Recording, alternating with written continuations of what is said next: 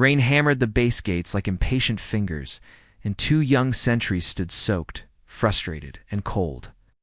They had been warned that a high-ranking official was due to arrive that afternoon. Strict protocol, no exceptions. So when a lone woman in a plain gray jacket walked toward them, hood pulled low and hands trembling from the cold, they reacted instantly. "Ma'am, you can't pass," one of them barked, stepping forward with an authority he didn't really feel. The woman paused, lifting her face just enough for her eyes to meet his calm, tired, unreadable. Behind those eyes were years of battles she had never spoken about, but the young soldier saw none of it, only a stranger. He had no idea he had just stopped the incoming base commander. Before I tell you what happened next, tell me in the comments where you're rewatching from. I love knowing who's listening. Colonel Aria Wynn didn't blame them, not really. She remembered being their age, eager to prove herself, desperate not to make mistakes. But it had been a long road to get here, and the weight of her past sat heavily on her shoulders, making this moment feel more fragile than she expected. Her jaw tightened as the second guard stepped in, tone colder than the rain. "Identification, please, and state your purpose." Her hand hovered over the inside pocket of her jacket where her ID sat. She could have revealed it instantly. She could have ended the moment with a flick of her wrist. But something stopped her. A sudden ache in her chest. The memory of the message she had received 3 days ago, a name she never thought she'd hear again. A past she thought she'd buried. Captain Rowan Hale. She thought she'd never see him again. She was wrong. Aria's fingers trembled, and the guard mistook it for defiance. His voice grew harsher. "Ma'am, step back. This area is restricted." She inhaled slowly, feeling the cold air fill her lungs like glass. Around them, a few soldiers passing by slowed, whispering among themselves at the sight of two young recruits blocking a woman who seemed painfully out of place. One whispered, "Poor lady." "She's probably lost," and Aria felt the faint burn of humiliation rise in her throat. A gust of wind whipped her hood back, revealing streaks of silver at her temples, age earned, not given. The younger guard hesitated for half a heartbeat, but then set his jaw. "Said you can't pass." A silence settled, thick, heavy, electric, like the moment just before the lightning finds the ground. Aria finally reached inside her jacket. The young men stiffened, hands drifting toward their weapons. She withdrew a small card, held carefully between her fingers, rain sliding down its edges. Not a weapon, not a threat.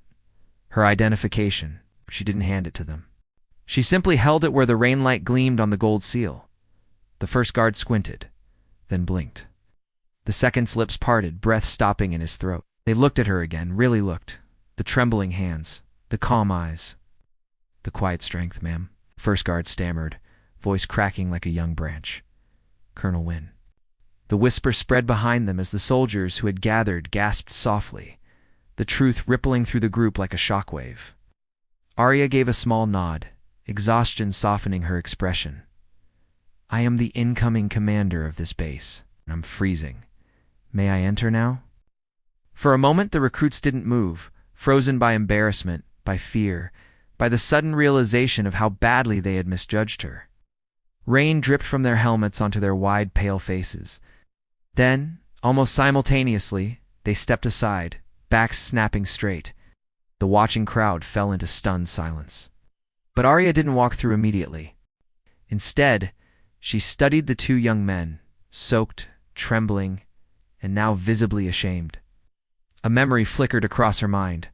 Herself at 19, terrified of disappointing the officers she admired. She could reprimand them. She could make them an example.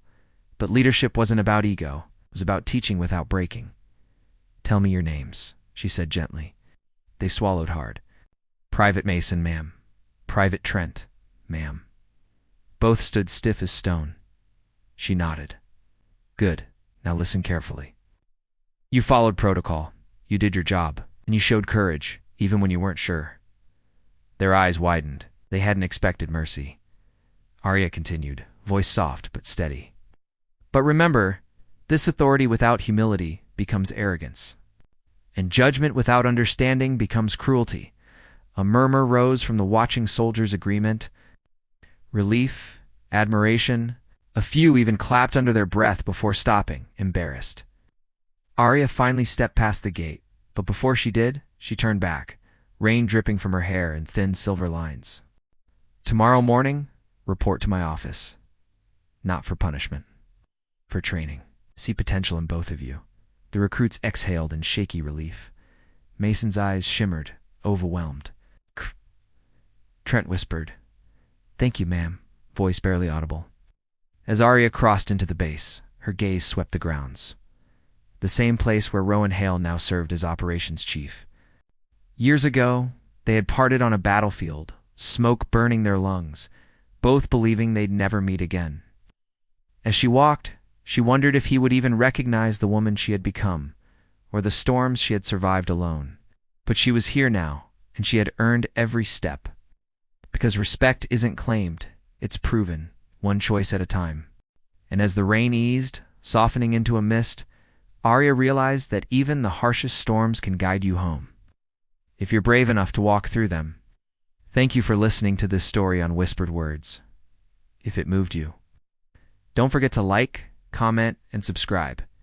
Your support helps these stories find the people who need them most.